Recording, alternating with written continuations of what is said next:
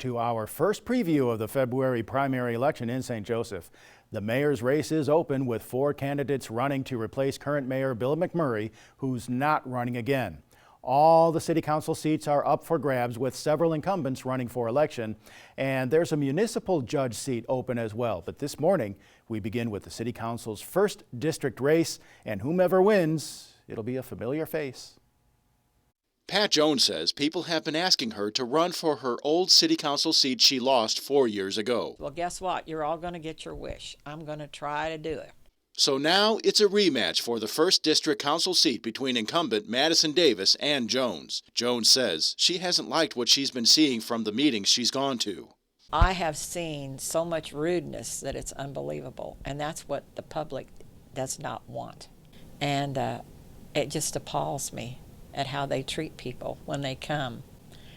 And if I'm elected, I'm going to see that any way possible we don't do this. Jones says she also hasn't liked a lot of the decisions the current council has made, including how the city spent the first installment of federal COVID relief funds.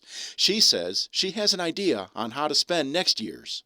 Very much so would I like to see the $15 million that's left used for sidewalks for the schools that doesn't have any. But we need those sidewalks because just last year the little boy got killed on Pickett Road.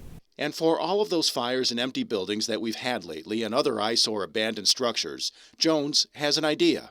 Punish the owners. People that are on drugs, they could care less about which home is on each side of where they're going in to sleep, start a fire on a floor, and something's got to be done. And this nuisance tax would help us with homes. You either get them up to code, rent them, sell them, or the city can take them down at your expense, not our expense. We're going to come at you for what we have to tear down. Incumbent Madison Davis says he agrees more work needs to be done with empty buildings in the city. And he says he's proud he's been a part in addressing that problem. Raise fines for those who are in violation of city code, trying to put together a rental inspection program, trying to come up with a program for vacant buildings. We then worked on increasing the amount of funding that we allocate towards demolitions. Davis says when he came on the council, dealing with a pandemic was one of the last things he had expected to deal with, but he feels the city council has managed things well. Just being able to allow businesses to make those decisions on whether they want to require a mask or whether they want require their employees to be vaccinated. I think those are things that are good, and I think the citizens of St. Joseph would be appreciative of that. Davis says he's also following the debate around the future of the I-229 double-decker bridge.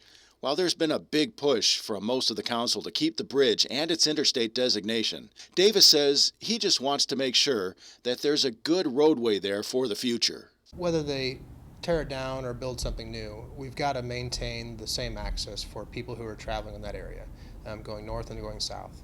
There's a lot of traffic that maybe not just from St. Joseph but outside the region, livestock haulers, that sort of thing, that use that as a vital express down to the stockyards. So we've got to still maintain that same level of access. The primary election is Tuesday, February 8th. Watch KQ2 News for more election previews.